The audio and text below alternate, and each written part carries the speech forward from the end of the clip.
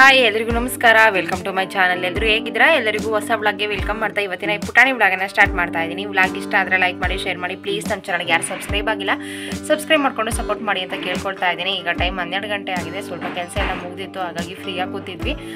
ನೆನ್ನೆ ವ್ಲಾಗಲ್ಲಿ ಹೇಳಿದ್ದೆ ನಾನು ಸಡನ್ನಾಗಿ ರಾತ್ರಿ ಬರೋ ಥರ ಆಯಿತು ಅಂತ. ಹಾಗಾಗಿ ಏನಾಯಿತು, ಯಾಕೆ ಬಂದ್ವಿ, ಅದ್ರ ಬಗ್ಗೆ ಕ್ಲಾರಿಟಿ ಕೊಡೋಣ ಅಂತ ಇವತ್ತು ವಿಡಿಯೋ ಮಾಡ್ತಾ ಇದ್ದೀನಿ.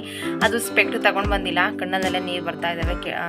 ಜಾಸ್ತಿ ಬೆಳಕಿತ್ತು ಅಂತಂದರೆ ಅಲ್ಲಿ ಕಣ್ಣು ಬಿಡೋದಕ್ಕೇ ಆಗೋದಿಲ್ಲ. ಕಣ್ಣಲ್ಲೆಲ್ಲ ನೀರು ಬರೋದಕ್ಕೆ ಶುರುವಾಯಿತು. ಹಣೆ ಇಟ್ಕೊಳ್ಳೋದಕ್ಕೆ ಏನೂ ತಂದಿಲ್ಲ. ನೋಡು, ಯಾವುದೋ ಒಂದು ಸ್ಟಿಕ್ಕರ್ ಇತ್ತು, ಅದು ಇಟ್ಕೊಂಡಿದ್ದೀನಿ. ಮಕ್ಳಿಗೆ ಬಟ್ಟೆ ತಂದಿಲ್ಲ. ನಾನು ನೆನ್ನೆ ಸೀರೆ ಎಲ್ಲ ಪಿನ್ ಮಾಡಿಟ್ಟಿದ್ದೆ. ನನ್ನ ಹಸ್ಬೆಂಡ್ ಬೆಳಗ್ಗೆ ಹೋಗಿ ಮತ್ತೆ ಗೃಹ ಪ್ರವೇಶಕ್ಕೆ ಅಂತ ಬಂದರು. ಅವರಿಗೆ ತರೋದಕ್ಕೆ ಹೇಳಿದೆ. ಫೋನ್ ಚಾರ್ಜರ್ ತಂದಿಲ್ಲ, ಏನೂ ತಂದಿಲ್ಲ. ತರೋಷ್ಟು ಟೈಮೂ ಇರಲಿಲ್ಲ. ಏನು ತಗೊಳ್ಬೇಕು ಅಂತ ನೆನಪು ಆಗಲಿಲ್ಲ. ಸಡನ್ನಾಗಿ ಬಂದಿದ್ದು. ಅಮ್ಮನ ಜೊತೆ ಮೊನ್ನೆ ದಿನಕ್ಕೆ 4 ಸಲ 3 ಸಲನಾದರೂ ಫೋನ್ ಮಾಡಿ, ತಿಂಡಿ ಆಯಿತಾ, ಊಟ ಆಯಿತಾ, ಏನು ಮಾಡ್ತಿದ್ದೀರಾ, ತೋಟಕ್ಕೆ ಹೋದ್ರಾ, ಹೊಲ್ತಾವೇನು ಕೆಲಸ ಮಾಡ್ತಿದ್ದೀರಾ, ಈ ರೀತಿಯಾಗಿ ದಿನಕ್ಕೆ 3-4 ಸಲನಾದ್ರೂ ಫೋನ್ ಮಾಡ್ತೀನಿ. ಕಡಿಮೆ ಅಂದ್ರೂ ಬೆಳಗ್ಗೆ ಸಂಜೆ 2 ಸಲ ಫೋನ್ ಮಾಡ್ತೀನಿ. ಅವತ್ತು ಅಮ್ಮನ ಜೊತೆ ದಿನಕ್ಕೆ 4 ಸಲ ಮಾತಾಡಿದೆ. ಅದೇ ಸೀರೆ ಪಿನ್ನೆಲ್ಲ ಮಾಡಿಟ್ಟೆ. ನಾಳೆ ಊರಿಗೆ ಹೋಗ್ತೀನಿ ಅಂತೆಲ್ಲ ನಿಮಗೆ ಹೇಳಿದ್ದೆ, ವ್ಲಾಗಲ್ಲಿ ಹೇಳಿದ್ದೆ ನಾನು.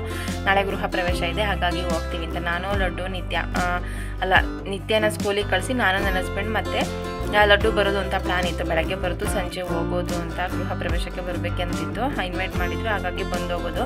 ನಿತ್ಯ ಸ್ಕೂಲಿಂದ ಬರೋ ಅಷ್ಟರಲ್ಲಿ ವಾಪಸ್ ಹೋಗೋದು ಅಂತೆಲ್ಲ ಈ ರೀತಿಯಾಗೆಲ್ಲ ಪ್ಲ್ಯಾನ್ ಮಾಡ್ಕೊಂಡಿದ್ರು. ಇವತ್ತು ಫುಲ್ಲು ಹೊತ್ತು ಒಂಥರ ತಲೆನೋವು ಅಂತಲೇ ಹೇಳ್ಬೋದು. ಎಣ್ಣೆ ಎಲ್ಲ ಹಚ್ಕೊಂಡು ನೀಟಾಗಿ ಮಸಾಜ್ ಮಾಡ್ಕೊಂಡಿದ್ದೀನಿ. ಫೇಸ್ ಎಲ್ಲ ಒಂಥರ ಕಾಣಿಸ್ತಾ ಇತ್ತು ಅಂತ ಫೇಸ್ಗೆಲ್ಲ ಸ್ವಲ್ಪ ಎಣ್ಣೆನ ಅಪ್ಲೈ ಮಾಡ್ಕೊಂಡಿದ್ದೀನಿ. ಹಾಗಾಗಿ ಫೇಸ್ ಎಲ್ಲ ಫುಲ್ಲು ಡಲ್ಲಾಗಿ ಕಾಣಿಸ್ತಾ ಇದೆ. ಅಮ್ಮಂಗೆ ತಗ್ಗೆ ಫೋನ್ ಮಾಡಿದೆ, ಮಧ್ಯಾಹ್ನ ಫೋನ್ ಮಾಡಿದೆ, ತೋಟಕ್ಕೆ ಹೋಗ್ತಾ ಇದ್ದೀನಿ ಅಂದರು. ಮತ್ತು ಆ ಕಡೆಯಿಂದ ಅಮ್ಮನೇ ಫೋನ್ ಮಾಡಿದ್ರು, ಏನು ಮಾಡ್ತಿದ್ಯಾ ಅಂತ. ಅಮ್ಮನ ಜೊತೆ ಮತ್ತೆ ಒಂದು ಅರ್ಧ ಗಂಟೆ ಮಾತಾಡಿದೆ. 3 ಗಂಟೆ 4 ಗಂಟೆ ಆಗಿರಬಹುದು. ನಾನು ಫೋನ್ ಮಾಡಿಟ್ಟೆ, ಅಮ್ಮ ನಾನು ನಾಳೆ ಬರ್ತಿರಲ್ಲ, ನೀವು ಬರೋ ಅಷ್ಟರಲ್ಲಿ ದನಗಳಿಗೆಲ್ಲ ಮೇವಿದ್ದಂಗೆ ಆಗುತ್ತೆ. ಅಷ್ಟೊತ್ತಿಗೆ ನಾನು ಸೆಪ್ಪೆ ಎಲ್ಲ ಹಾಕಿದ್ದಾರೆ, ಸೆಪ್ಪೆ ಕುಯ್ಕೊಂಡು ಬರ್ತೀವಿ. ನಾಳೆ ಹೇಗಿದ್ರು ನೀವು ಬಂದಮೇಲೆ ನಾವು ತೋಟಕ್ಕೆ ಹೋಗೋದಿಲ್ಲ. ಇನ್ನೇನು ಫಂಕ್ಷನ್ ಕೂಡ ಇದೆಯಲ್ಲ, ದನನ ಮನೆಯಲ್ಲೇ ಕಟ್ಟಿ ಮೇವು ಹಾಕ್ತೀವಿ. ಬೇಗ ಬರ್ರಿ, ಇಲ್ಲಿಗೆ ತಿಂಡಿಗೆ ಬರ್ರಿ, ತಿಂಡಿ ಏನು ಮಾಡೋಣ, ಈ ರೀತಿಯಾಗಿ ಕಾನ್ವರ್ಸೇಷನ್ ಅಂತೂ ನಡೀತಾನೆ ಇತ್ತು. ನಿಂಗೆ ಏನು ಇಷ್ಟ, ಏನು ತಿಂಡಿ ಮಾಡೋಣ, ತಿಂಡಿಯಲ್ಲಿ ಮಾಡೋದಕ್ಕೆ ಹೋಗ್ಬೇಡ, ಬೇಗ ರೆಡಿಯಾಗಿ ಇಲ್ಲಿಗೆ ಬಂದುಬಿಟ್ರಿ, ಇಲ್ಲೇ ತಿಂಡಿ ಮಾಡ್ತೀನಿ, ನಂತರ ಇಲ್ಲಿಂದ ಅಲ್ಲಿಗೆ ಹೋದ್ರಾಗುತ್ತೆ. ಈ ರೀತಿಯಾಗಿ ಎಷ್ಟೊಂದು ಮಾತಾಡಿದ್ವಿ. ನಾನು ಹೇಳಿದೆ, ಅಮ್ಮ ನಿತ್ಯನಾಗಿದ್ರು ಸ್ಕೂಲಿಗೆ ಕಳಿಸ್ತೀನಲ್ಲ, ತಿಂಡಿ ಮಾಡಲೇಬೇಕು, ನಮಗೇನು ತಿಂಡಿ ಮಾಡಬೇಡ, ಬರ್ತೀವಿ, ಈ ರೀತಿ ಎಲ್ಲ ಮಾತಾಡ್ಕೊಂಡೇ ಇದ್ದೆ.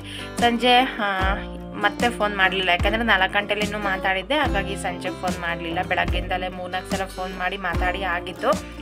ಪವ್ಯಕ್ಕನ ಜೊತೆ ಮಾತಾಡ್ತಾ ಇದ್ದೆ. ಕಲಾಕನ್ಗೆ ಗೊತ್ತಾಯ್ತು ಅಂತ ಗೊತ್ತಿಲ್ಲ. ಕಲಾಕ ಫೋನ್ ಮಾಡಿದ್ರು, ಅಮ್ಮಂಗೆ ಹುಷಾರಿಲ್ವಂತೆ, ಏನೋ ಔಷಧಿ ತೊಗೊಂಡಿದ್ದಾರಂತೆ, ಏನಾಯಿತು, ಎಲ್ಲಿದೆಯಾ ಅಂತ ಕೇಳಿದರು. ನನಗಂತೂ ಏನೂ ಗೊತ್ತಿಲ್ಲ. ಅಮ್ಮನ ಜೊತೆ 4 ಗಂಟೆಲಿ ಮಾತಾಡಿದ್ದೀನಿ. ಅಮ್ಮ ತೋಟದಲ್ಲಿ ಕೆಲಸ ಮಾಡ್ತಾ ಇದ್ದೀನಿ, ಸೆಪ್ಪೆ ಕೊಯ್ತಾ ಇದ್ದೀನಿ, ದನ ಮೇಯಿಸ್ತಾ ಇದ್ದೀನಿ, ಎಲ್ಲದನ್ನೂ ಹೇಳಿದ್ದಾರೆ. ಚೆನ್ನಾಗೇ ಇದ್ದಾರೆ. ಸಡನ್ನಾಗಿ ಏನಾಯಿತು ಅಂತ ಅನ್ನಿಸ್ತು. ಏನಿಲ್ಲ ಅಕ್ಕ, ಚೆನ್ನಾಗಿದ್ದಾರೆ ಅಮ್ಮ, ನಾನು ಸಂಜೆ ಏನು ಮಾತಾಡಿದ್ದೀನಿ ಅಂತ. ಇಲ್ಲ, ಯಾರೋ ಫೋನಲ್ಲಿ ಹೇಳಿದರು, ಅಮ್ಮನಿಗೆ ಹುಷಾರಿಲ್ವಂತೆ, ಔಷಧಿ ತೊಗೊಂಡಿದ್ದಾರಂತೆ, ಮಾತಾಡೋದಕ್ಕಾಗ್ತಾಯಿಲ್ಲ ಅಂತ ಫೋನ್ ಇಟ್ರಂತೆ ಅಂತ. ನನಗೆ ಅಷ್ಟು ಕೇಳಿ ಫುಲ್ಲಲ್ಲೇ ಕೈ ಕಾಲೆಲ್ಲ ನಡುಗೋದಕ್ಕೆ ಶುರುವಾಯಿತು. ಅಮ್ಮನಿಗೆ ಫೋನ್ ಮಾಡಿ ಏನಂತ ಕೇಳೋದು, ಏನಂತ ಮಾತಾಡೋದು ಅಂತಲೇ ಗೊತ್ತಾಗ್ತಾಯಿಲ್ಲ. ಫೋನ್ ಮಾಡೋದಕ್ಕೆ ಹೋದರೆ ನನ್ನ ಕೈಲಿ ಮಾತಾಡೋದಕ್ಕೂ ಆಗ್ತಾಯಿಲ್ಲ. ಫುಲ್ ಕೈ ಕಾಲೆಲ್ಲ ನಡ್ಕೊ ಬರ್ತಾಯಿದೆ. ಏನು ಮಾಡೋದು. ಅಪ್ಪನಿಗೆ ಫೋನ್ ಮಾಡಿದೆ. ಅಪ್ಪ ಹೇಳಿದರು, ಏನಾಯ್ತು, ಅಮ್ಮ ಚೆನ್ನಾಗಿದ್ದಾರೆ ಅಂತ. ಆವಾಗ ಸ್ವಲ್ಪ ಸಮಾಧಾನ ಆಯಿತು. ಅಪ್ಪ ಚೆನ್ನಾಗಿ ಮಾತಾಡ್ತಾ ಇದ್ದಾರೆ, ಏನೂ ಆಗಿಲ್ಲ ಅಂತ. ಆಮೇಲೆ ಅನ್ನಿಸ್ತು, ಅಪ್ಪ ಸುಳ್ಳು ಹೇಳ್ತಾ ಇರ್ಬೋದು. ಅಮ್ಮನಿಗೆ ಕೊಡೋಂದ್ರೆ ಇಲ್ಲ, ಅಮ್ಮ ಮಲ್ಕೊಂಡಿದ್ದೆ. ಅಷ್ಟೊತ್ತಿಗೆ 8 ಗಂಟೆ 8:15ಗೆಲ್ಲ ಯಾರು ಮಲ್ಕೊಳ್ತಾರೆ, ಮಲ್ಕೊಡೋದೇ ಅವ್ರು ಊಟ ಮಾಡಿ ಎಲ್ಲ. ನಾವೇ ಇನ್ನೂ ಬೇಗ ಊಟ ಮಾಡಿ ಮಲಗ್ತೀವಿ. ಅಮ್ಮ ಮಲ್ಕೋದ್ರೆ TV ಎಲ್ಲ ನೋಡ್ಕೊಂಡು 10 ಗಂಟೆ ಮೇಲಾಗುತ್ತೆ.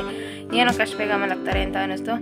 ಫೋನ್ ಇಟ್ಟ ಮೇಲೂ ಸಮಾಧಾನ ಆಗಲಿಲ್ಲ. ಮತ್ತೆ ಅಪ್ಪನಿಗೆ ಫೋನ್ ಮಾಡಿದೆ, ಏನಾಯ್ತಪ್ಪ, ಯಾಕೆ ಅಮ್ಮನ ಕೊಡು, ನಾನು ಇವಾಗ ಮಾತಾಡಬೇಕು ಅಂತ. ಅಮ್ಮ ಇಲ್ಲ, ಮಲಗಿದ್ದಾರೆ, ನಾಳೆ ಮಾಡು ಅಂತ.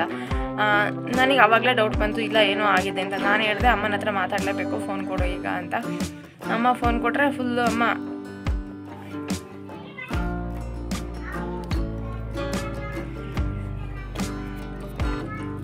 ಸಂಜೆ ಚೆನ್ನಾಗಿ ಮಾತಾಡಿದ್ದಾರೆ. ಅಲ್ಲೇ ಫುಲ್ ವಾಮಿಟ್ ಆಗ್ತಾಯಿದೆ.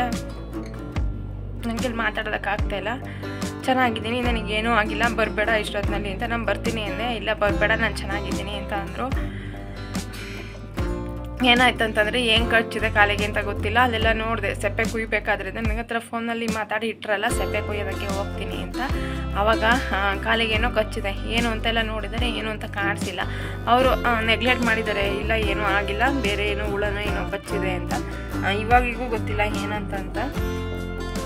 ಸಂಜೆವರೆಗೂ ಬಂದು ಹಾಲೆಲ್ಲ ಕರಿಯೋದಕ್ಕೆ ಹೋಗಿದ್ದಾರೆ. ಆವಾಗ ಕೂತ್ಕೊಂಡು ಹಾಲು ಕರಿಯೋದಕ್ಕಾಗಿಲ್ಲ. ಫುಲ್ ಉರಿಯೋದಕ್ಕೆ ಮತ್ತು ಸೇದೋದಕ್ಕೆ ಕಾಲೆಲ್ಲ ಒಂಥರ ನೋವು ಬಂದಂಗೆ ಆವಾಗ ಒಂಥರ ತಲೆ ಸುತ್ತಿರೋ ಥರ ಎಲ್ಲದೂ ಆಗಿದೆ. ಆವಾಗ ಸಂಜೆ 7 ಗಂಟೆಗೆ ನಮ್ಮೂರ ಪಕ್ಕದಲ್ಲೇ ಔಷಧಿ ಎಲ್ಲ ಕೊಡ್ತಾರೆ. ಅವೇನಾದ್ರೂ ಕಚ್ಚಿದ್ರೆ ಅದಕ್ಕೆಲ್ಲ ಔಷಧಿ ಕೊಡ್ತಾರೆ.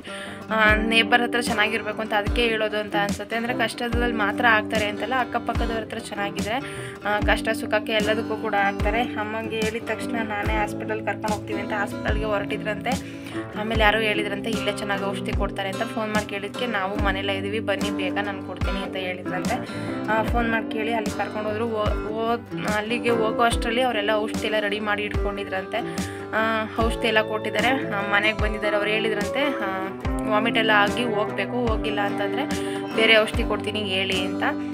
ಅಷ್ಟು ಬರೋ ಅಷ್ಟರಲ್ಲಿ ನಾನು ಫೋನ್ ಮಾಡೋ ಅಷ್ಟರಲ್ಲಿ ಅಮ್ಮಂಗೆಲ್ಲ ವಾಮಿಟ್ ಎಲ್ಲ ಆಗಿ ಫುಲ್ ಅಮ್ಮ ಸುಸ್ತಾಗಿರೋ ಥರ ಮಾತಾಡ್ತಾಯಿದ್ರು. ಮಾತಾಡೋದಕ್ಕೆ ಆಗ್ತಾಯಿಲ್ಲ ನನಗೆ, ತಲೆ ತಿರುಗ್ತಾ ಇದೆ, ಫುಲ್ ಸುಸ್ತಾಗ್ತಾ ಇದೆ, ವಾಮಿಟ್ ಮಾಡಿಲ್ಲ, ಗಂಟಲೆಲ್ಲ ನೋವು ಬಂದಿದೆ, ನನಗೆ ಮಾತಾಡೋದಕ್ಕೆ ಆಗ್ತಾಯಿಲ್ಲ ಅಂತ ಫುಲ್ ನನಗೆ ಅದನ್ನೆಲ್ಲ ಕೇಳಿ ಏನೇನೋ ನೆನಪಾಗ್ತಾಯಿತ್ತು.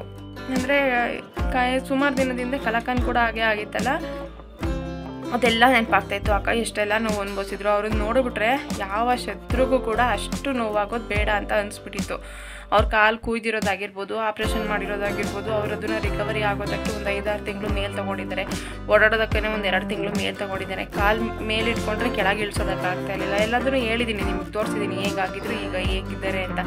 ಅದೆಲ್ಲ ನೆನಪಾಗ್ತಾಯಿತ್ತು. ಅಷ್ಟೆಲ್ಲ ಇವರು ಅನುಭವಿಸ್ಬೇಕಾ, ಇಷ್ಟೆಲ್ಲ ಆಗ್ಬಿಡ್ತಾ, ಏನಾಗುತ್ತೋ ಏನು, ಫುಲ್ ಒಂಥರ ಮಾತಾಡೋದಕ್ಕೂ ಆಗ್ತಾಯಿಲ್ಲ. ಟೈಮಲ್ಲೇ 9:30 ಆಗಿದೆ. ಅವ್ರು ಸಂಜೆ ಹೇಗೋ ಹೇಳಿದ್ರೆ ಸಂಜೆ ಬರ್ತಾ ಇದ್ವಿ. ಅವ್ರು ನಮಗೆ ಹೇಳ್ಬಾರ್ದು, ಬೆಳಗ್ಗೆ ಬರೋ ಅಷ್ಟೆಲ್ಲ ಹುಷಾರಾಗ್ಬಿಡೋಣ ಅಂತ ಹೇಳಿಲ್ಲ, ನಂಗೆ ಗಾಬರಿ ಆಗ್ತೀನಿ ಅಂತ. ಆವಾಗ 9:30 ಹೊರಟ್ವಿ. ಅದೇ ಬಟ್ಟೆಲಿದ್ವಿ, ಅದರಲ್ಲೇ ಮತ್ತೆ ಮಕ್ಕಳನ್ನ ಸ್ವೆಟರ್ ಟೋಪಿ ಎಲ್ಲ ಹಾಕ್ಕೊಂಡು ಅವರಿಗೆ ಶಾಲೆಲ್ಲ ಸುತ್ಕೊಂಡು ಚಳಿ ಆಗಬಾರ್ದು ಅಂತ ಫುಲ್ ನೈಟ್ ಅಲ್ವಾ, ಹಾಗಾಗಿ ಎಲ್ಲ ನಾನು ನನ್ನ ಹಸ್ಬೆಂಡ್ ನಿತ್ಯ ಎಲ್ಲ ಬೈಕಲ್ಲೇ ಬಂದ್ವಿ. ಲಡ್ಡು ಎಲ್ಲ ಇಲ್ಲಿಗೆ ಬರೋ ಅಷ್ಟರಲ್ಲಿ 10:30 ಆಗಿತ್ತು. ಅಮ್ಮ ನಾವು ಬರೋ ಅಷ್ಟರಲ್ಲೆಲ್ಲ ಫುಲ್ ಎಲ್ಲ ಕಣ್ಣೆಲ್ಲ ದಪ್ಪ ಆಗಿದೆ. ಫುಲ್ ಗಾಬರಿ ಆಗಿಬಿಟ್ಟಿದ್ದಾರೆ. ಏನೇನೋ ನೆನಪು ಮಾಡ್ಕೊಂಡಿದ್ದಾರೆ ಅವರು. ಅಯ್ಯೋ ಹಂಗಾದ್ರೆ ಹಿಂಗಾದ್ರೆ ಅಂತ. ಅಂದರೆ ಇಲ್ಲೇ ಕೆಲವೊಂದು ಸನ್ನಿವೇಶಗಳು ನಡೆದಿರ್ತಾವಲ್ಲ. ಇಲ್ಲಿ ಒಬ್ಬರು ಪಕ್ಕದ ಮನೆಯವರು, ಅಂದರೆ ಅವರ ರಿಲೇಟಿವ್ಸು ಹೂವಿನ ಗಿಡದ ಹತ್ರ ಕಳೆ ಕೇಳ್ತಾ ಇದ್ರಂತೆ. ಅದು ಜಾಸ್ತಿ ಹುಲ್ಲೆಲ್ಲ ಬೆಳ್ಕೊಂಡಿತ್ತಂತೆ, ಹುಲ್ಲು ಕಚ್ಚಿದೆ ಅದು. ಅವರು ಅಯ್ಯೋ ಏನೋ ಪರ್ಚಿದೆ ಅಂದ್ಕೊಂಡು ಸುಮ್ಮನಾಗಿದ್ದಾರೆ. ಒಂದು ನೈಟ್ ಮಲಗಿದ್ದಾರೆ. ಬೆಳಗ್ಗೆ ಎದ್ದೋಣ ಅಷ್ಟರಲ್ಲಿ ಅವರಿಲ್ಲ, ಯಾಕೆಂದರೆ ಅದು ಹಾವು ಕಚ್ಚಿತ್ತಂತೆ. ಅವ್ರು ಹೋದರು. ಅದನ್ನೆಲ್ಲ ನೆನಪು ಮಾಡ್ಕೊಂಡಿದ್ದಾರೆ. ನನ್ನ ಬಿಟ್ಟೋದ್ರೆ ನನ್ನ ಮಕ್ಕಳನ್ನ ಯಾರು ನೋಡ್ಕೊಳ್ತಾರೆ,